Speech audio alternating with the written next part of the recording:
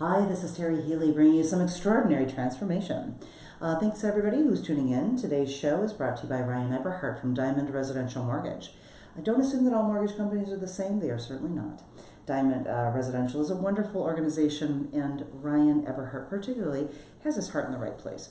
His office is conveniently located on Route 30. He is at 350 Northland Drive in Valparaiso. His direct phone line is area code 219-707-8429. Ryan, thank you as always for supporting my show on community radio. So I want to welcome somebody who I've interviewed before. We kind of circled this earlier this year about an event and an organization that he represents. He's one of the original board members.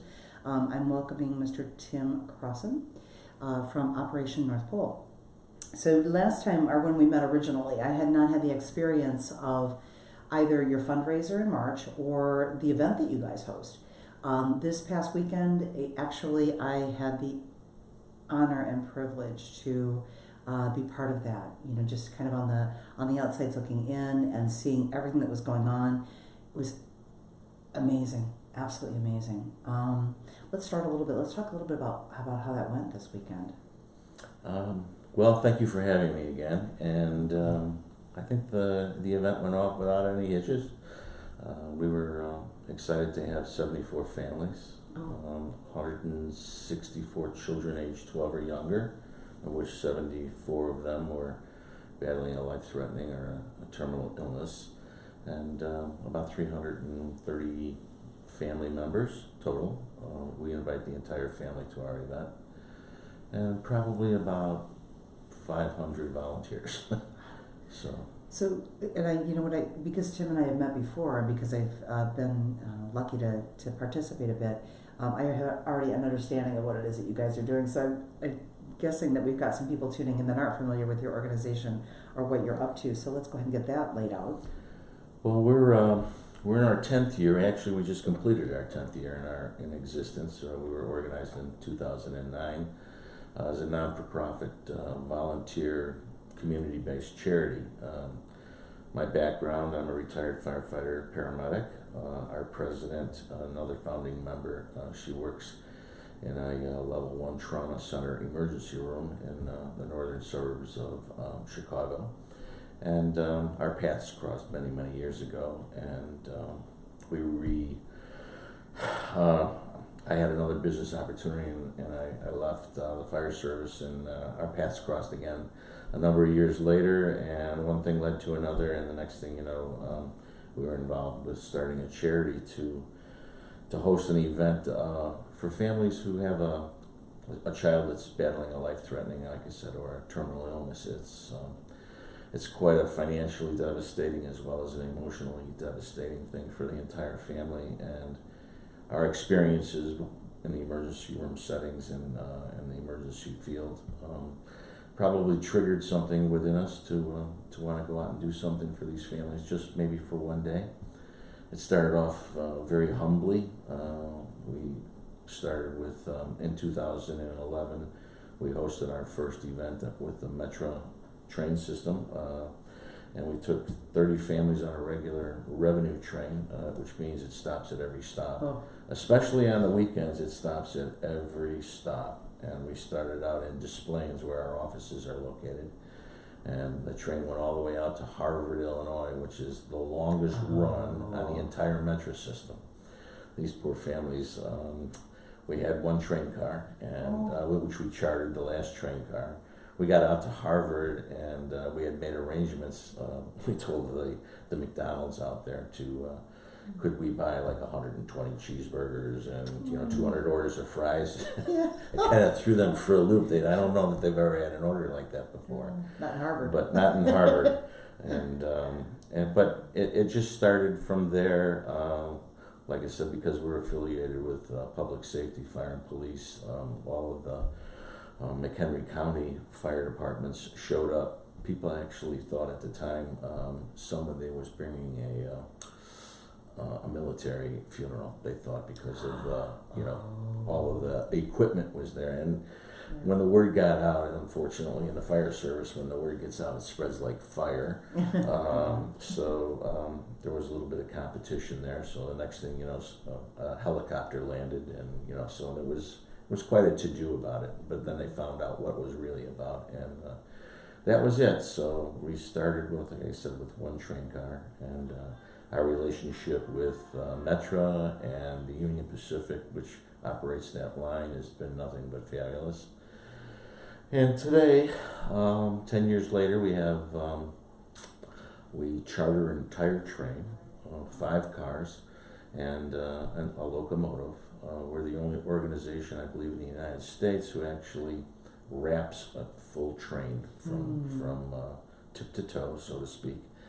And we had, like I said, 74 families that we put on the train and took them on a magical trip to the North Pole.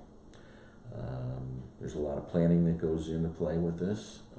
Over the course of our history, we originally started out with just working with the 2 major children's hospitals in the city of Chicago to get our applicants, and we actually allowed the staff at the hospitals to pick the families that we would think would be best served. Okay. It's you walk a fine line because you're in an outpatient setting. You're not a child that's in the hospital. They have to be healthy enough to be able to go through a day where they can participate in the activities that we've created.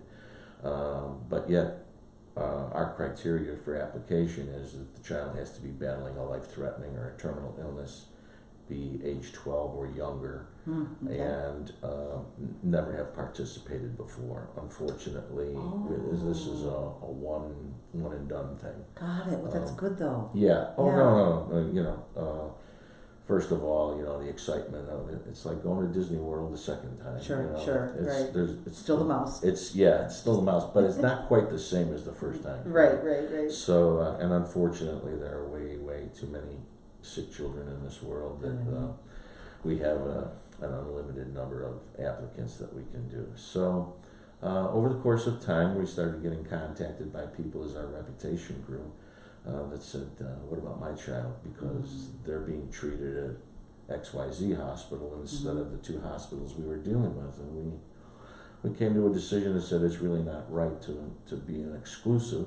Sure. So we said, the only fair way to do this is to create an application for families to apply, and that the first 75 families who submit an application that meets all of our criteria, and we have a medical review board that looks at all of their applications to make sure that the illnesses that they have, while they might be serious, might not be, might not fit our criteria.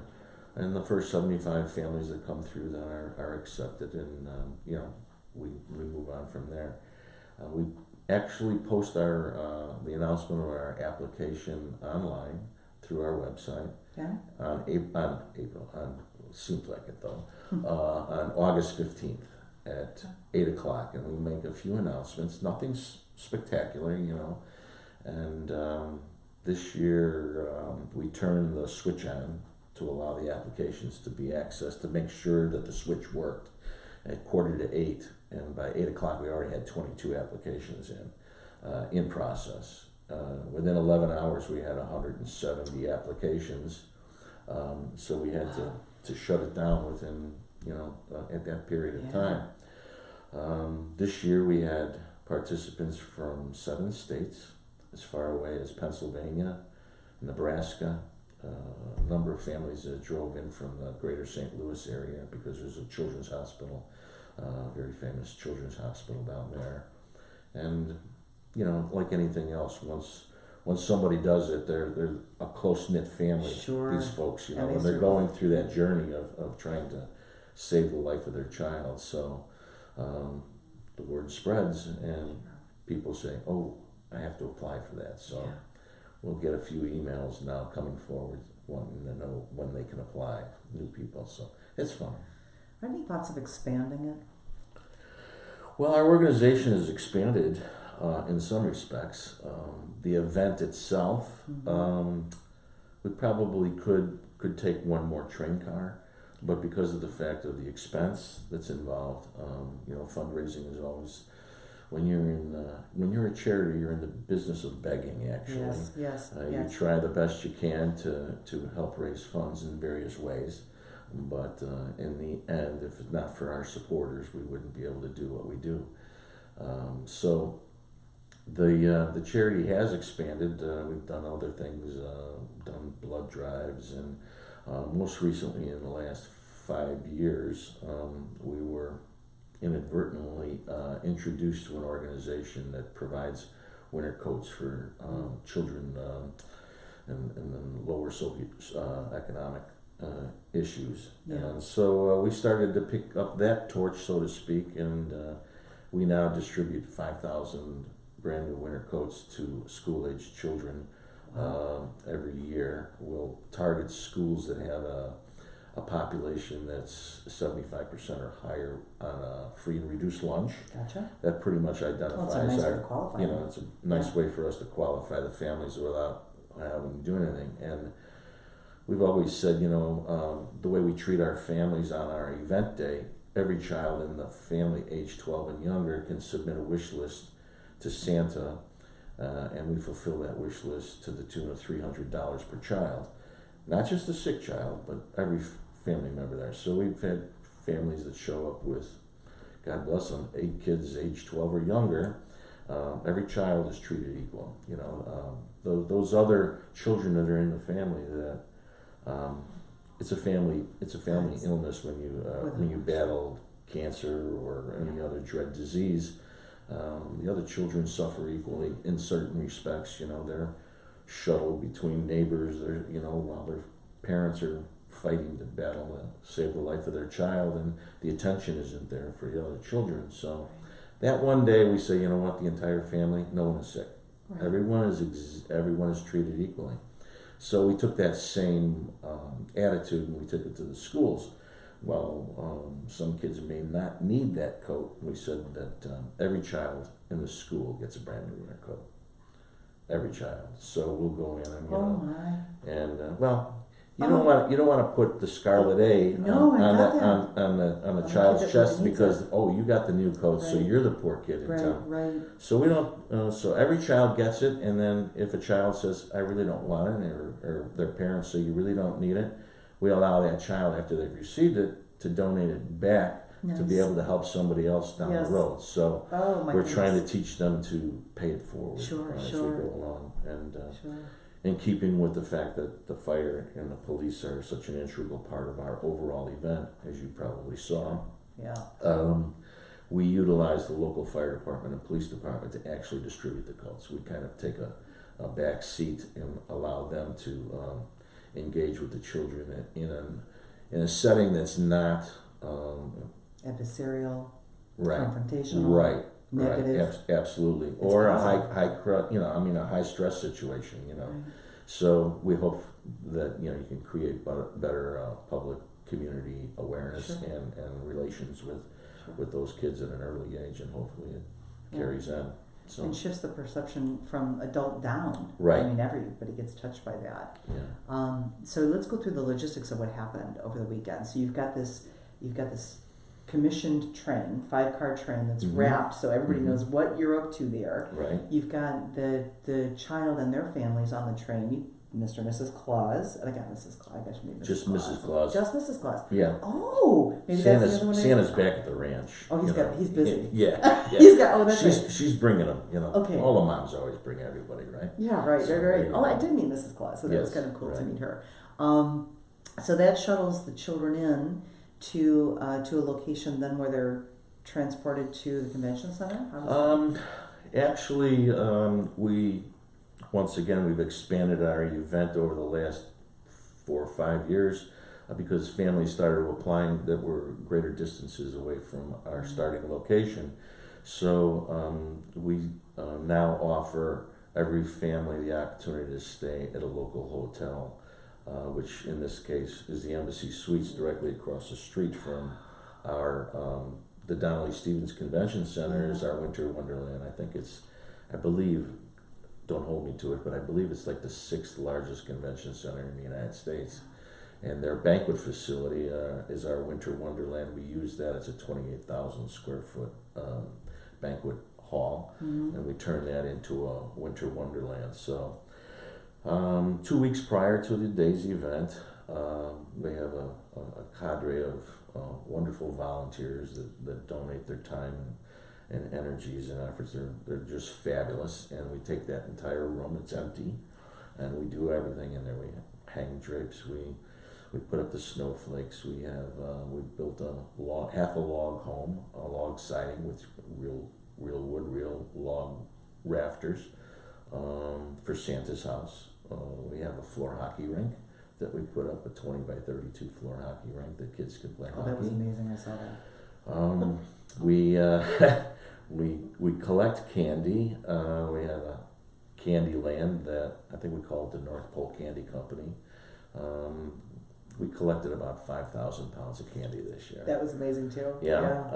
And a lot of it, we started right after Halloween when the Halloween candy goes on sale. So the bags are these, 5 different kinds of candy in the bags. So some of these children have allergies and things of that nature. So we separate everything. Yeah. So we have access to a union hall. So we took all the candy, and we have 40, 50 kids that need service hours, in high school. Sure. They all show up. They separated all the candy and put it in separate piles and bags, and Walgreens was generous enough to allow us to use their totes because of the weight involved.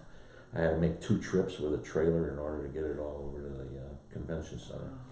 So we do all of those things in the background. Then on the Thursday night before the event, we have a wrapping party, and we have a very generous donor that gives us a 53-foot semi, and we pretty much fill that up with the gifts for the children. I think there were just under 1,000 individual items on the gifts that we tracked.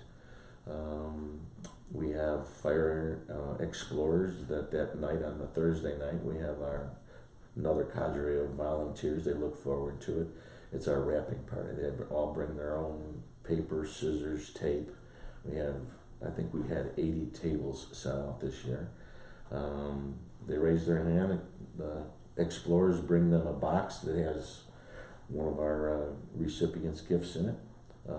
There's a Santa bag in there. They wrap everything, put it in the Santa bag or bags if it's small enough. A number of these items were way too big for that. And then we come in, we inventory them and put them back in the trailer. That was completed in just about 55 minutes. We wrapped 900 Wow, gifts. you had a lot of volunteers. A lot of volunteers. Some people come and say, really? But, it's much better that way than it is, 3 hours later. How many more do we have to go? And then we give everybody an opportunity that comes to that to see the Winter Wonderland itself. We give them a tour so that they can understand somewhat what all is involved. It's all set up by that time? Oh yeah. Actually, it's set up a little before that. The convention center is very generous to us, and we try and get it done as early as possible so they can utilize that space for other activities. The Rosemont Chamber of Commerce hosts their Christmas party in our room the night before every year. So it works out very well. And if you follow Operation North Pole on Facebook, you'll see pieces of this, because I was kind of following this year, having a better understanding of like what they're doing now, and looking at the people kind of doing all the prep work. There's a lot of timing. There's a lot of logistics that's involved. I think this year, on the morning of, after the folks come the night before, 52 of the 74 families stayed at the hotel. Oh wow. But some families, it's just too difficult for them. They're ordinary. Their daily activity. It's easier for them to start from home because their children might have special dietary needs. They might have they're on IVs. They need certain things to be done. So it's just easier for them to start their day from home. So, but that morning of, you didn't get there quite in time, but. We offer the children about an hour before we leave, hour and a half, to to be able to come and play on some fire engines and fire trucks and squad cars. And there's always that friendly rivalry between being a police officer and a firefighter. So the fire guys always show up with the big equipment, you know, the big boys. Yeah. So the police have to try and outdo us by quantity. So I think this year there must have been 35 squad cars there, and of various different amounts.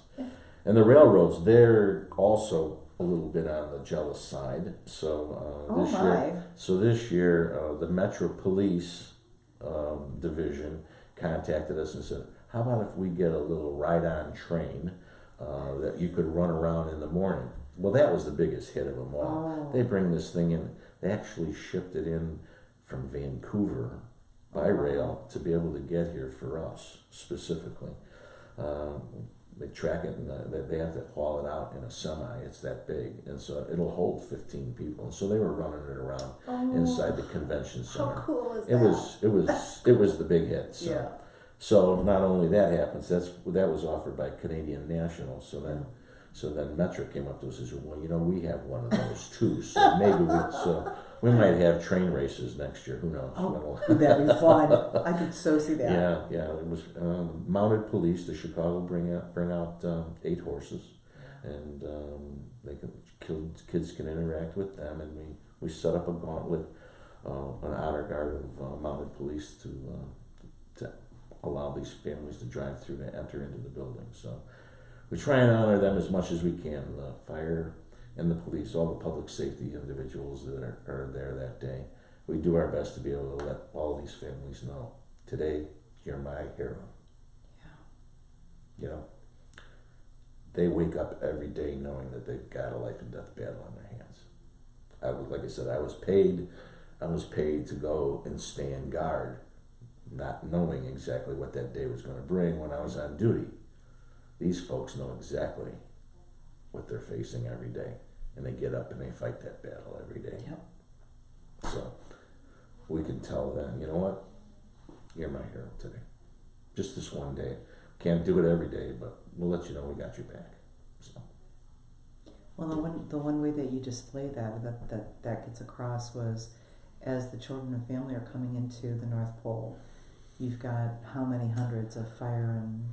That started out very humbly as well. Our first year, we hosted our event in a 40 by 80 union hall where our offices are actually. Gotcha. We turned that into, that's a story in and of itself. But we had maybe 20 firefighters, and we get down on one knee and we create a little gauntlet, and we just clap and tell these, you know, and cheer them on and high five the kids and get it going. Well, like I said, it breeds a little bit of professional jealousy, and now we have about 300 firefighters and police officers, probably from about 40 different agencies, that we set up a gauntlet that's probably, 150 to 200 feet long with, on either side, all the firefighters and police officers are down on one knee, clapping and cheering and doing the best they can to let these families know. So.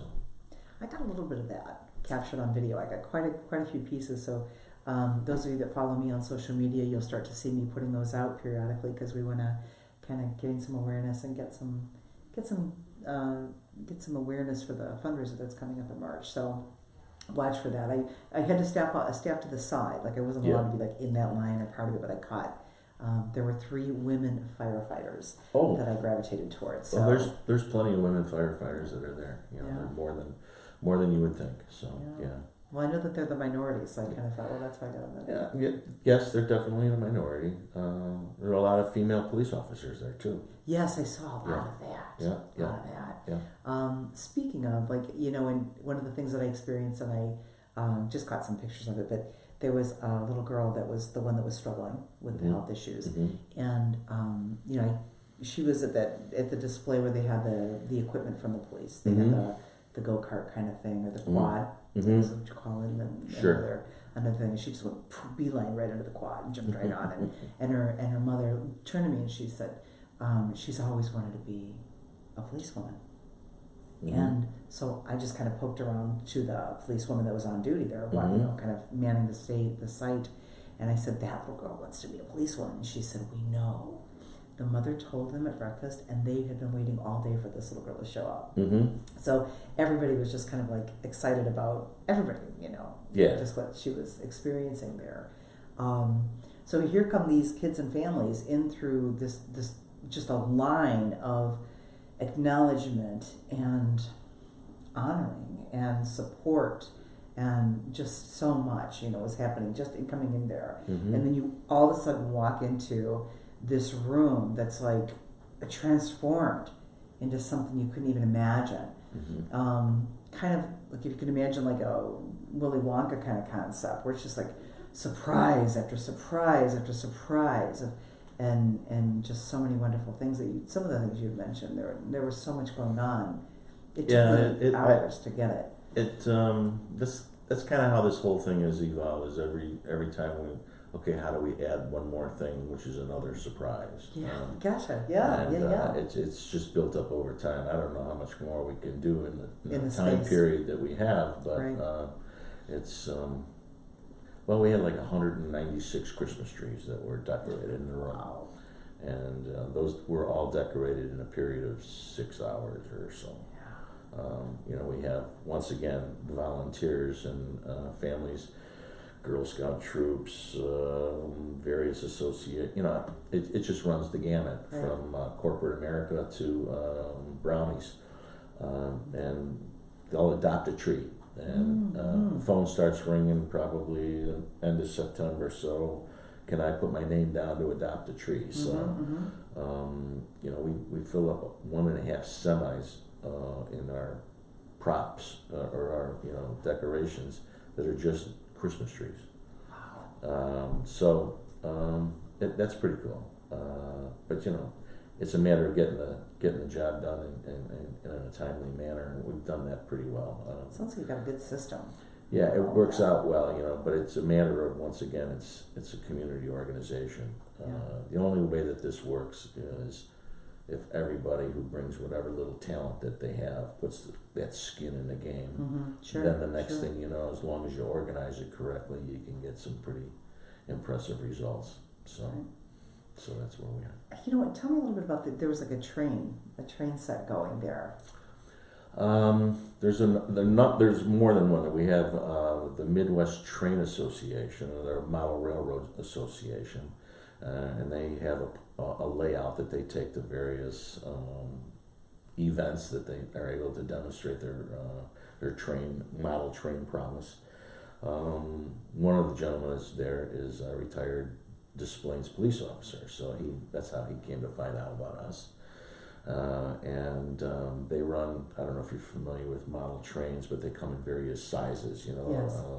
When I was a kid, they called it an O gauge. It was the larger ones, which is what he runs on his train set. Then it went to HO, which was half the size of the O gauge, and then they went all the way down to N gauge, and it gets smaller and smaller in order for the price to keep staying down. So he started running those, and he had a train that looked like ours, the Metra train, but it was looked like a Metra train.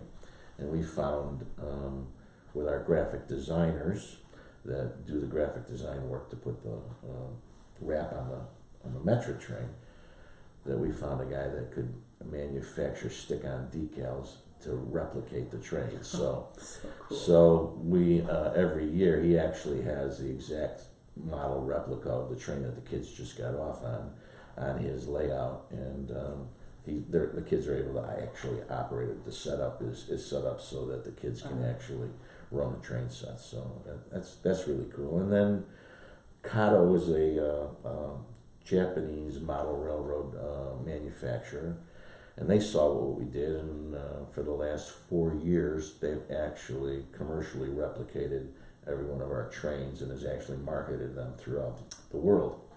My goodness. So I think the last I heard our train was actually on 4 continents. Well, Asia, North America, South America, Europe. I'm not so sure about Africa or Australia, but that's amazing. and definitely not Antarctica. So right. I don't think anybody has a train set down there. No, so. probably not. That's Oh Yeah, my it's goodness. cool. Yeah. So, yeah, very cool. What do you think was are the most popular sites of the event that for the kids on the kids Oh, side? Candyland for sure. Okay. Like I said, we collect 5,000 pounds of candy, and what's the old saying? Kid in the candy store. Well, when we walk in, and we hand them a bag, and the first one was a little timid and says, "Can I have one or two?" No, you can have as much as you want. You know, and and then they start shoveling it into their bag, and then their parents are finally, "That's enough." I mean, we should probably be thought about as putting children in child endangerment. With all of the candy, All the sugar. all of the sugar. So it's and we still have stuff left over, so we get that downstream with other charities and pass everything on. We try not to hold. We try not to hold on to anything. Any length of time. We try and get it quote unquote in the system and get it downstream. So. Well, that was amazing. You'll see some videography coming up on my stuff too. Of it was like everything overflowing, like the baskets overflowing, and so I caught some of that. The hockey rink was pretty cool too. I didn't get any video. Well, now this becomes the personal rivalry. There's a room that's segregated off, and they call it the pink room. Yes, I saw it. and it's very girly. Yeah, very nice though. Okay, and originally we had manicurists that were in school. Were going to a beautician school. One of our volunteers and his daughter was going to beautician school, and he said, "Hey, could she come? You could do some nails or something." Well, it just built, and they were doing hair in there for a while, and some of the kids didn't have hair, and things like that. But so that's a very girly room. And I said, "Hey, what about the guys?" So I said, "We got to build a hockey rink." "What? No, you can't build a hockey rink." I said, "Oh yeah, we can build a hockey rink." So that was kind of the guys thing. So we build a 20-foot by 32-foot hockey rink, and the people that wrap our train, it's a vinyl wrap, and so they come on one day, and they put down a white vinyl floor over tongue and groove CDX, plywood, and then we put up boards, and we put up a net because the kids get a little crazy. I should have a penalty box out there sometimes. Cause watching some of the kids, they're a little high with the sticks, that's a little high sticking, So they don't know. No. So they're out there running around. So the boys love the hockey, can't get them off the rink, and the girls like the little room. And there's crafts. There's Santa. You got to go visit Santa. We have. There's a couple of organizations that have miniature therapy horses. I saw them. And so everybody loves to get a picture with them. It is therapy pony. Yeah, therapy pony. So it's the little guys, so like 32 inches high and long. And we have therapy dogs. Yes, they're on the train as well as in the event. Obviously, we have a Santa's snack shack for food. And, a lot of food, a lot of food. There's a craft area. I'm trying to think of some of the other things. There's a superheroes area.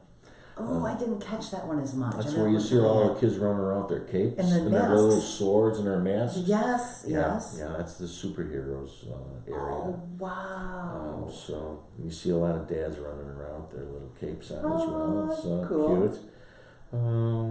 There's some other games, refreshments. So by the time they run through everything, it's they're pretty used up at the end of the day. Sure. And then the last event is they get escorted out of the room and back to reality, back into where their cars are and where we started from.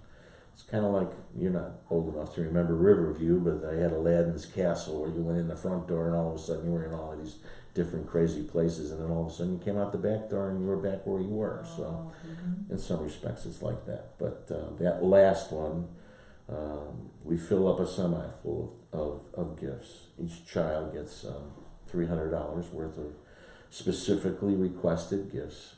We have a whole system to be a secret Santa. We've actually gone, and it's all online now. Our Santa donation program is online. It's just click on the gift and buy it, fill it up, and boom. Wow. And then, they bring them in, we inventory them, we make sure that every child gets the $300 value. So at the end of the day, the families are given a number, their family number, everything we run off of a family number thing, and they pull their car up. They have a number of firefighters there, open up their trunks, put all of their gifts into them, and send them on their way. So there was 164 gift eligible children this year. So it was just about $50,000 worth of gifts. Yeah. And for some of these families, because they battle the finances, everything gets screwed up when you have a really sick child. I mean, they have to. A lot of these people, they have to give up work, or one of them has to stay home.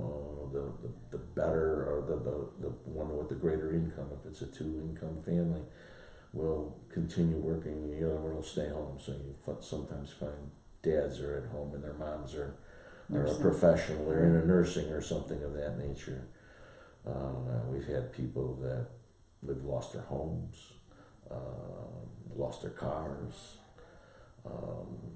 We had one family that was living out of a car when they applied. They went to a library to fill out the application. Yeah. We had a family that lost their home and was living in a shelter. And when they called us, we really wanted to come, but we can't, because if we are not back by 5 o'clock, we'll lose. They'll lock the doors and we'll lose our space. Oh my! And they had a sick child. So, and the child, had brain cancer. And so we sent and they lost their car. So we sent a cab down, picked them up, got them there, got them back at 4:45, did the whole day. So that was cool. That's a good, yeah. Yeah. And what I love, and when I've talked about your organization to a number of people since we met this year, and what I love about it is that, when you talk about the gifts and just the generosity and making sure all the children under 12 are taken care of in that family, that you don't give those gifts from a place of, look what we're doing for you, look how great we are. You pass those gifts off for the parents to decide the time and the place and right. They're from Santa. They're from Santa. They're not from anybody else other than Santa. That in and of itself is one of the most striking things. Well, the people that should be recognized. I mean, we get all of this credit because we happen to point people in the right direction. But this whole thing, as I said, is a community. It just shows you there are a number of people that are out there that have a good giving heart. They sometimes just don't know. We get inundated by people that want to volunteer and say, I just don't know what to do, and I don't know how to do it. When you work on something like this, you got to get it down to a pretty fine, well-oiled machine, and you have to rely on certain people. And in this day and age, unfortunately, you have to try and vet strangers. Sure, absolutely. That's why we rely heavily on firefighters and police officers. They go through a rigorous background training and all. And we also know that in emergency situations, we've got the right people in the room. But there are a number of people that become Secret Santas. They willingly go out and spend that $300 on a child. We have a number of super Secret Santas, so to speak, and they get into it and have a woman that says, I'll take 50 kids. I said, what? She said, no, I'm not gonna take all 50, but I've got a network, and I'll get you 50 kids. Gosh. Wow. Yeah. I cannot identify because I'm very conscious of privacy. Sure. But there is one professional sports team in the Chicago area that has for the last 7 or 8 years, maybe more, maybe as long as 10. I'd have to go back and look. But the players themselves actually go out. They buy the gifts. They take 20 to 25 kids, and they go out and buy the gifts. We honor their privacy, and all. that's saying a lot. I don't know. You know, it's just design. Those are the people that, you know, they're not saying, you know, like you say, it's not. Don't put the spotlight on me. Right. Okay. Not me. Spotlight should be on all of the volunteers that make this thing work. Sure. You know, all of our people that show up and donate their time, their talents, whatever it is. Some people, all they can donate is their money, which is Fine. We can use it. cash is king, you know, Yeah. because you can always fill in the gaps with that. Sure. And we were able to organize all of that and accomplish what we do. So So what's coming up? I wanna kind of move us over into the fundraising event that you host in March. Coming up March 2nd of next year. It's going to be at the Donald E. Stevens Convention Center again, 6:30 to 8:30 in the evening. And let's talk about that, because I was lucky enough to attend that last year. Thank you so much. Well, our paths crossed because of one of the chefs that was there. His name is Dominique Twing, and he is a classical French chef that owns a bistro in Lincoln Park called Chez Moi. Wonderful, wonderful gentleman. I don't know if you happened to see him. He was there yesterday. He was. I saw him and his family. And his entire family. Yeah. I like to. We like to say, well, they're drinking the Kool-Aid now. You know, so, you know, and that's kind of a long story, but I have a very close friend that I've had for 25 years. I was introduced to, and he was the sous chef at a very famous French restaurant in Chicago, in Wheeling. Actually, it was called Le Francais. The owner chef was John Banchet, who they actually have awards named after him in Chicago. He was ranked as one of the top 10 French chefs west of Paris in the world. People would actually fly in on private jets to the Milwaukee airport just to go to dinner there. Oh, and it was like 6-month waiting list. And so that was in his heyday, and I was still on the job as a firefighter. Yeah. And Patrick Chabert who was the sous chef. He used to, on Sunday mornings, where he would do demonstration classes, just to be able to earn a couple of extra dollars. He was a single father, and he was raising a son, you know. And so I heard about it, and somebody said, "Oh yeah, you could go and, you know, see that." So got off duty, and he invited me. So I got off duty. I'm still in my uniform, day old, you know, and I raced down Milwaukee Avenue to get down there, and I'm maybe 10 minutes late, and I walk in, and here are all of these women sitting in the kitchen, and they all got their chef's jackets on, and their names embroidered on their. Oh, I said, "Oh boy, did I screw this one up?" You know. And he's got this very heavy French accent, and I can hardly understand him. And so I'm sitting on a little stool in the front, and he's making, and he would do 3 courses. He'd do an appetizer, he'd do an entree, and he'd do a dessert. And for what you had to pay for that, versus if you would have gone through the front door, you know, it was like next to nothing. Right. So he passes out the recipes, and and he'd say something, and he'd always end it with, "Do you understand?" And I'd go, "No, I didn't get that. Do you put the butter in first, or you know?" All of these women say, "Will you just shut up?" You know. And so I kind of calmed down. Then I came to realize they were all his clients that, you know, he would cook for in private parties. They were only there for the food. They didn't want to be. They didn't want to learn anything. Just get through this. Just get the food in front of you. You know. Right. So I had a change in career, and he had left at that point in time, and he opened up a cooking school and a catering business with another classical French chef, and it was just a perfect opportunity for me. I was on I had a non-compete with a business that I had sold, so I was kind of like sitting riding the pines, so to speak. So it was a perfect opportunity. I said, you know, I have 22 years of mopping floors and washing dishes and everything in the fire service. I'll do all of that for you if you let me look over your shoulder and keep an eye on stuff. So I putzed with him for about 3 years, and we became very close friends. Jean Banchet was still alive. I became friends with him, as you can see on the pictures. And we have a second home in northern Wisconsin that they've graced their presence with us up there. And so with this charity event, Patrick came to me and says, "How about if I get the guys together?" You know, and they call it the French Connection, Oh, goodness. and it's all of the French chefs that are located here in the United States. I mean, in the Chicago area now, and they have a club, you know, that they just get together and shoot the breeze. And so Patrick invited them and introduced them to Operation North Pole, and a few of them came to the event.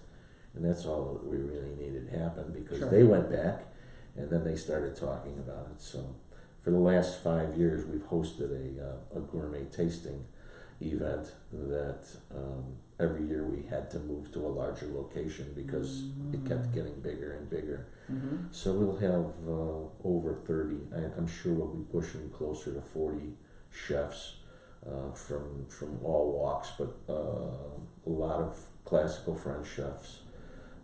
These tastings, I don't know if you've been to them as fundraisers, there's a lot of them that are, how many different ways can you make spaghetti? Oh, okay. Well, these French chefs, we host an event. I mean, we host a chef's meeting, and the first one will go and says, "Well, I'm making foie gras, blah blah," you know.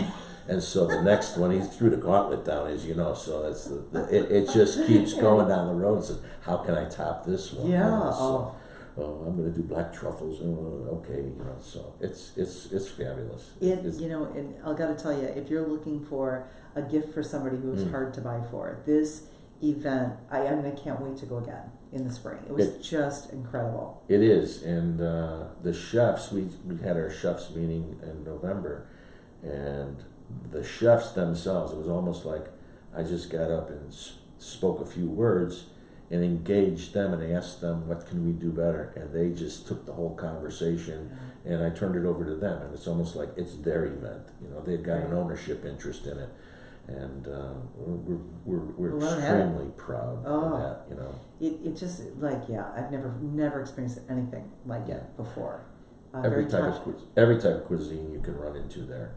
Stuff I'd never, obviously couldn't pronounce, never heard of, but and then just the whole thing is just done so tastefully, so nice, and it's a little bit on the elegant side, you know, felt like for parts of it, and I can't say enough. Like, you just got to get your tickets and go.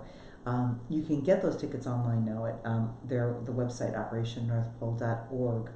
And there's a button takes you to another button, and you can buy your tickets right now. I think probably say get your tickets soon. Do you guys sell out? We have sold out every year, and you know, it's always a happy problem to have. Sure. But you know, we try and add as much value as we can, and in all honesty, because of the fact that every one of these chefs donates their time, their talents, and the food. They donate all of the time, talents, and food. You could never go out, in all honesty, you could never go out and get what you get in the quality and the amount of food that you have when you stop and think about tax, tip, gratuity, and all of that, and add that to it. None of that, I mean, that's basically, if you want to say it, it's all built into it's a single price. There's valet parking in the building. There's a cocktail reception beforehand. It includes wine and beer during the night's event. So it's truly a value in and of itself. Well, and beyond which, like what you would spend for a wonderful dinner out somewhere, but like my experience was, I got to taste things I'd never tasted in quantities that I wasn't like totally stuffing up on one thing. I was it just was amazing. I don't know that there's a single person that could go through and go to every station in the room and sample it. There would have to be a world champion eating contest, you know, individual. Like training for months. Yeah, right. Yeah. You know, and more people. It's interesting, you know. Usually you have to chase restaurants down. Now we get phone calls. Do you have room for me? Oh, so yes, I mean, that's really a statement in all and of itself to the quality and the caliber of the chefs that are there. We're extremely grateful to them for that. That's their skin in the game to make Operation North Pole who it is. It's their contribution. And it's like I say, every ethnicity of food. We have Indian, we have Mexican, we have who's going to participate this year is Carlos Gaetan. He's the only Michelin-starred chef, Mexican chef in the world. Oh my goodness. And he was a sous chef for Dominique Tony. Oh. Yeah. Yeah. Wow. And yeah, we have Michelin star chefs, a number of them in the room. We have, like I say, Italian. One I know she does ink squid lobster stuffed ravioli. That's always a nice little entree by a young female chef at Mambo Italiano. It just goes on and on and on. So. So just like everyone's probably going, what does it cost? Yes. So individual tickets are $150. Correct. And you can buy a table of 8 for $1,000. Right. Which is wonderful. So that's probably the direction I'll go, is buying a table of 8 this year. Right. Yeah, and it's you know, you can't beat it. You know, No. get your group together, and what a great, and it's, you know, at my age now, it's always, what do I get this individual for Christmas? Right. And you can do two things. You can put a smile on a child that has a hard time doing that sometimes. Yeah. And you can really not have to eat for 2 days afterwards, probably. Indeed. That's true. That was true. Yeah, love it. Absolutely love it. Yeah. Anybody who needs more information, just reach out to me directly, and I'll be happy to guide you or help you get to the place to do that. And then, aside from that, is there anything else that we can share with the listeners about other opportunities to jump in on a fundraiser? Well, like you say, if people have our major fundraisers we have are this one, Operation Taste, and at the end of the Friday after Memorial Day is our annual golf outing that takes place in Mount Prospect.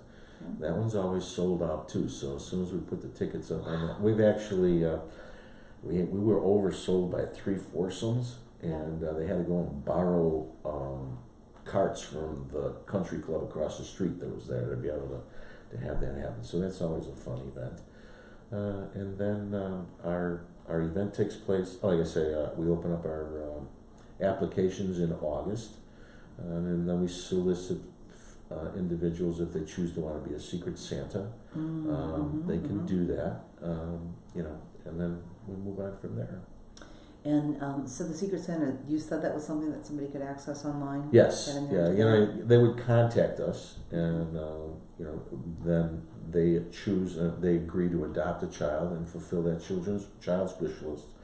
We ask in our application process that the family, if they're accepted, then phase 2 is, okay, provide us with your child's wish list and give us links to each one of these gifts. When we first got started, we'd go into a Toys R Us, we'd grab 50 shopping carts, and you know, we'd just take the list down and pick the items, and then each shopping cart had a child's gifts in it, and then we'd go to the cash register, and you know, they'd charge this one out, put it in the bag, put the kid's name on it, out into the truck. You can't find a Toys R Us now. No, that's, unfortunately. So, and children know exactly what they want. Yes, they do. You know, yes, they do. electronics are very popular. Oftentimes it's kid wants a game, or a Nintendo Switch is $299.95. Oh, there you go. That fits. So, you know, I knew that, right? You know, so they get a little bag. It's this big, you know, and some kids get big things, but everybody gets that $300. So if somebody's willing to do that, you know, then they agree to that. Then what we will do is we'll vet and make sure that all of the links are correct and go to the right gifts, and then we send you a link and you purchase the gifts and then get them to us. We inventory them, make sure they're good, and put them in Santa's warehouse until it's time to go and wrap them and give them off. So cool. It is. It is cool. We have we work out of a very small space. I think you've been there initially, so you know that space is very, very limited for us. So we have to be as efficient as we can. Well, you guys definitely have it down. It's definitely a science. And I was telling your President Barb, that chatting just a little bit before we launched the show, of that you know when something's lined up correctly and the intentions are right, and it's just going right, that it kind of gets the growth that you've experienced, you know, the support around the communities. People can't wait to jump in. They want to take part in it and touch lives this way. Yeah, you always try and, like you say, to grow, and the train has always been such a highly visible item in our scheme of things, and it stays on the tracks for 3 months. And the whole idea, so the whole idea with that train was, how do we make better use of that train and make it a symbol for people to just think for a second, to maybe do some silent act of kindness for somebody, Sure. paying it forward. Right.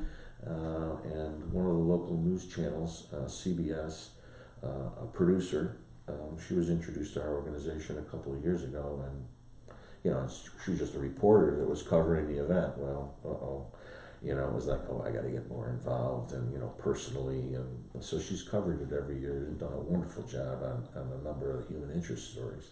Oh, that's why I saw it there then. CBS. And so we said, you know what? We go through 12 stops on the way, and as a train runs up it's a non-stop chartered train, runs up to Crystal Lake, and then on the way coming back, at every one of the train stations, we have the local fire and police departments out with their lights and sirens on, and signs saying the North Pole is this way, and cheering the families on. And we encourage each community to just come out and support these people, just to say, hey, we understand that you're up against it, and we're here to just tell you, we're thinking about you. So we said, why can't we turn that into something a little bit bigger, and why can't we help somebody else along the way with that? So she lives in the Barrington area, so I said, let's start in Barrington. Yeah. And we picked a local charity out there. It was called Let It Be Us. It's a foster and adoptive care agency. And a lot of foster kids, they leave a situation with just the clothes on their back. Yeah. So we said, well, what about if we just had a clothing drive, socks and underwear and coats and whatever that somebody might want to do, and non-perishable food items that these kids, show up they're hungry. Mm-hmm. So she took the bull by the horns, and when the train came through Barrington, from what I understand, because I wasn't on the train, you couldn't put another person on the platform. And I guess they filled up 4 bins worth of clothing, and people were showing up saying, I didn't bring anything, and they were just giving the organization cash, which was great. Fine. And and so that organization was able downstream to be able to be benefited, maybe just from the train, and maybe that'll catch on where the next person will let me buy that guy's, toll behind me, Sure. One of those things. We kind of got away from all of that, Connect those dots to me, because you know what my intentions are. Yeah. And what I do, and when I do it. Yeah. I want to thank everybody who's been tuning in. You've been listening to WVLP at 103.5 FM. Also live streaming at WVLP.org. And today I've had the privilege it is a privilege, to have another interview with Tim Crossin, one of the original board members of Operation North Pole. Guys, you're going to see a lot about this coming up from me on social media, etc. So this is probably one of my absolute favorite organizations, and that I've had the opportunity to be connected to and to do my best as time goes on to continue to support. So thanks everybody again, and have a wonderful week. Tim, thank you so much. Oh, thank you. Thank you for believing in us. Absolutely. Right.